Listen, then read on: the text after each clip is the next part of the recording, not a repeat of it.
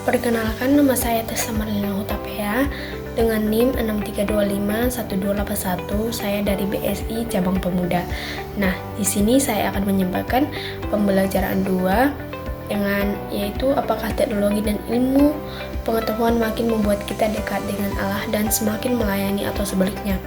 Nah, menurut kesaksian saya, di mana saya pertama kali menggunakan media sosial, saya memang kecanduan untuk bermedia sosial.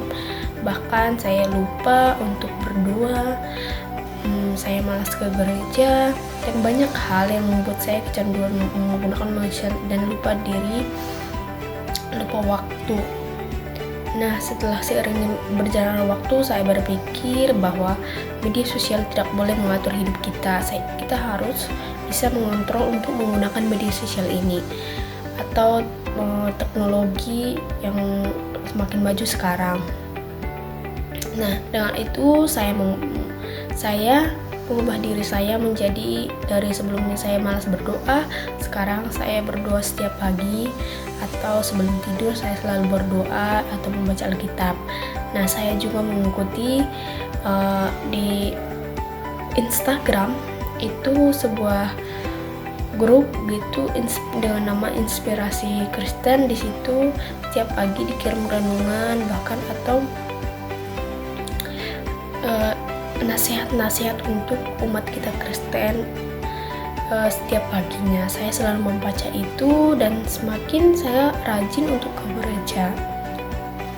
Nah, yang kedua itu, apakah kalian masih suka mengabaikan alam, membuang sampah sembarangan?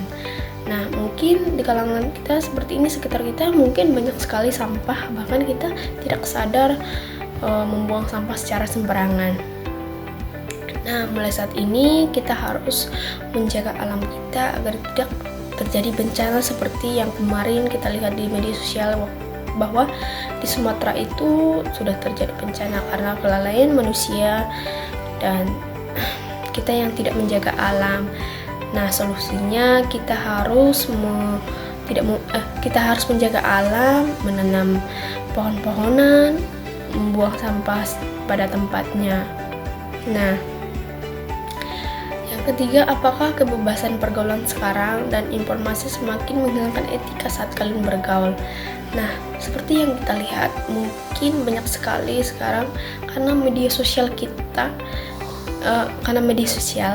kita menjadi lupa akan etika dan sopan santun. Bahkan yang kita lihat seperti sekarang, orang-orang yang bermain TikTok itu mungkin bercakap kotor atau bahkan membuat postingan-postingan yang tidak layak gitu dengan kata-kata yang tidak benar.